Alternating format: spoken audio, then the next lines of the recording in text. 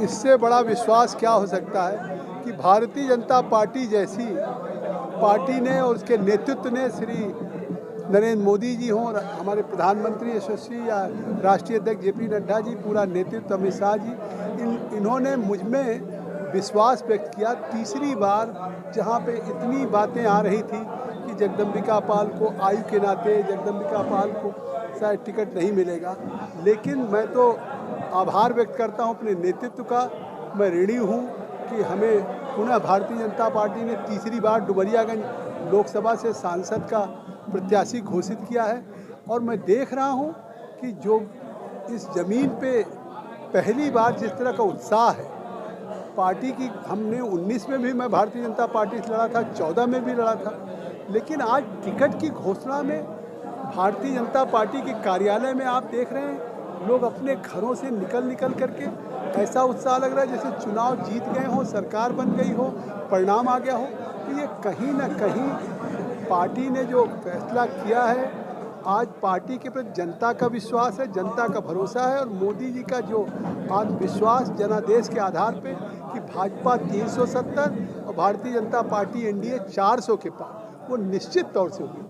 क्योंकि आज देश में सुशासन या जो देश की 4 जातियां हैं, युवा हो, महिला हो, किसान अन्नदाता हो या गरीब हो, वो आज प्रधानमंत्री पूरे दुनिया के फोरम पे कह रहे हैं कि हमको उनके लिए भारत बनाना है। हमको सबका साथ सबका विकास का तात्पर्य है कि उस गरीब को बुनियादी सुविधाएं देना है, चाहे आवास हो, शौचालय हो, सौभाग्य में बिजली का कनेक्शन हो, उज्ज्वला में गैस का चूल्हा हो, सम्मान निधि में 6000 हो। तो ये चीज़ें जिस तरह से केंद्र की योजनाएं लागू ही हैं, 2.5 लाख गाँव में मोदी की वैन गई, उस एक गांव में कन्हैया पासवान जी जिला अध्यक्ष के नेतृत्व में हम सब लोगों ने विकसित भारत संकल्प यात्रा की चौपाल में भाग लिए हैं। कोई ऐसा घर नहीं कि किसी न किसी योजना में लाभ न मिला।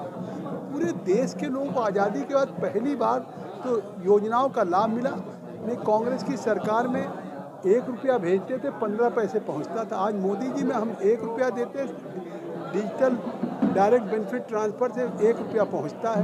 तो आज मैं तो अपने इस नेतृत्व को यही कह सकता हूं कि मोदी जी जो एक विकसित भारत बनाने का उनके मन में सपना और संकल्प है, उन्होंने कहा था भारतीय जनता पार्टी के राष्ट्रीय अधिवेशन में कि हम राजपाट के लिए, सत्ता के लिए नहीं चुनाव लड़ रहे हैं 2024 लड़ रहे हैं विकसित भारत के लिए। उस विकसित भारत के लिए अगर जगदम्बिका पाल जिस पर भरोसा किया है, अगर उसको अपनी आहुति भी देनी पड़ेगी तो ये मेरे लिए सौभाग्य होगा कि सार्वजनिक जीवन में मैंने किया। और सिद्धार्थनगर का जो प्यार है, इनके इस आशीर्वाद को मैं कर्ज मानता हूँ कि अपने जीवन के अंतिम क्षण तक इस प्यार रूपी आशीर्वाद को विकास रूपी ब्याज के साथ वापस कर सकूँ। यही मेरा लक्ष्य है।